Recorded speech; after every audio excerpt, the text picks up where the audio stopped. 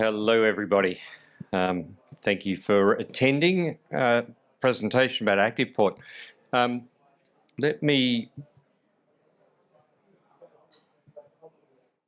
get to the first slide. Okay, so at investor presentations, I always like to talk about the investment qualities of Activeport as an ASX software company, rather than focusing too much on the technical aspects of the business. Having said that, let me talk to you a little bit about the technical side of the business and what we do for context, and then we'll focus on the investment elements. Activeport is a software company. We build a network orchestration product for telco and data center operators. We listed on the ASX in October 2021, and back then we had what I would classify as minimum viable product. Since then, we've matured the product significantly, had a number of really successful customer wins over that period of time, and now we're at a phase where we're looking to scale the business up. What is network orchestration? Well, if you put yourself in the shoes of an enterprise IT manager today, if you were to buy compute or storage for an enterprise, maybe you're the enterprise IT manager for, say, BHP, and you need to buy some compute capacity, you can just go to AWS or Azure or Google Cloud or Oracle Cloud. You can dial that capacity up in minutes and be productive. But if you want to connect your users to that compute and storage capacity, you need a network. And if you call Telstra or Singtel or Telecom Malaysia or British Telecom or AT&T and you ask for a network, that can take months to deliver. Literally 2 months is the expectation for network. Not 2 minutes, but 2 months. What Activeport software does for the telco and data center operators is change that to make their network accessible like you can purchase compute and storage. It makes it easy for an enterprise IT manager to buy a network, build it themselves, configure it through a browser interface, connect it to their compute and storage, and bring that enterprise online quickly. So we're doing what we call cloud enabling these legacy telco assets and data center assets. We sell the software in 3 different ways. We sell it to telco to automate and cloud enable their networks. We sell it to data center operators. The gold standard for data center automation in the world is probably Equinix. Other operators of data centers around the world don't have that level of automation, and so they use our product to automate their data centers. And then the sleeping product I like to think about in our technology stack is our GPU orchestration. So we began building GPU orchestration for cloud gaming in the telco industry. We have 80 telcos contracted to use that product, and that's really coming into its own now as probably the most cost-effective cloud gaming platform available today. There really are only 2 manufacturers of GPUs for cloud gaming, NVIDIA and AMD. If you go to AMD, they'll send you to us for cloud gaming. And the natural progression for that is AI. So the telcos that are using our GPUs and software for cloud gaming are also making significant investments in GPU for AI and using the same software stack to enable the applications. And so for us, we have one software product. We license it to telco and data center. It's used for a number of different purposes to cloud enable and automate those assets. And we generate significant revenue. If you look across the project stack for us, when we license our software to a telco, those telcos could spend upwards of $2 or $3 million a year in license revenue with us. And that's 99% GP, like any other software product. When we offer the software as a service, so a network as a service type solution, which we do in a couple of different countries, the margin there is around 70%, so still really good margin. But the feature of those network as a service solutions is that it's much faster order to cash. So typically lower revenue per customer, but a lot more customers, a lot more regularly. So licensing, large revenue, high margin, long sales cycle, but very, very sticky revenue. Network as a service or software as a service, higher turnover, faster revenue and good growth. And then the GPU orchestration solution in that space is a SaaS platform, typically B2C and B2B. So one software product, 3 different methods of selling it. That's the technology.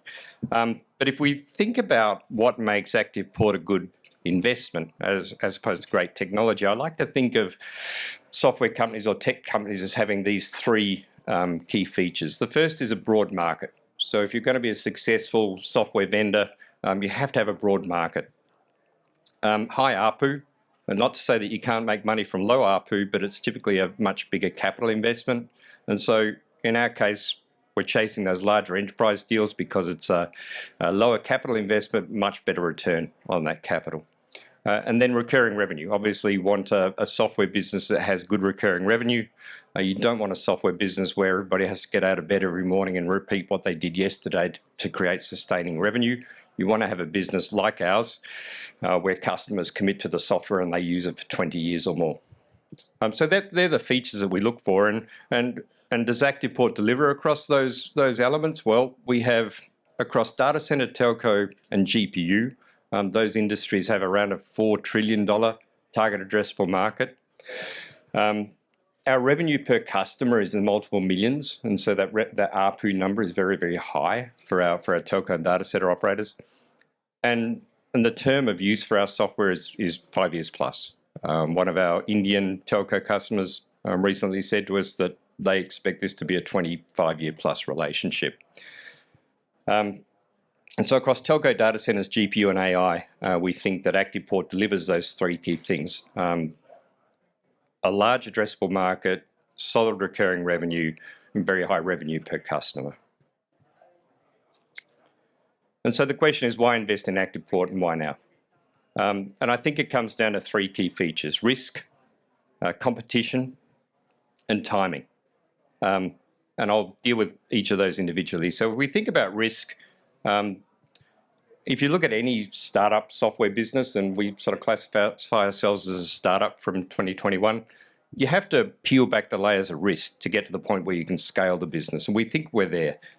We've got a very complete product. We had MVP in 2021 and now we're in 2025, and we know that the product is complete for our enterprise customers. We've found very, very good market fit in the telco and data center sector.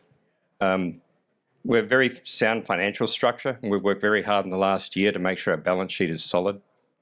A very strong team and the right people in the right locations. And now we're at that point where we can scale up. So in terms of why invest in Activeport and why now, risk or de-risking the product is very, very, very important. The second point is competition. What we do find is that we have very, very limited competition across SaaS, enterprise sales, and GPU. We know in the telco sector that when we sell our software to a telco, whether it's a Singtel or a Telstra or a Telecom Malaysia or a Vodafone or any of those, we have very, very limited competition. The last RFP that we responded to, we were the only bidder. And that's been common across Asia, Middle East, and India. We find that in most competitive situations, it's just us in the market. So that we know from a competition perspective, we're in a very, very strong place.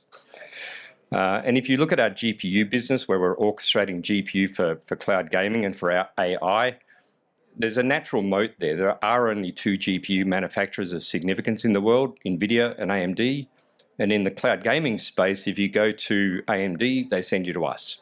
And so we've really got a strong relationship with one of only two GPU manufacturers in the world to deploy our software for that cloud gaming purpose.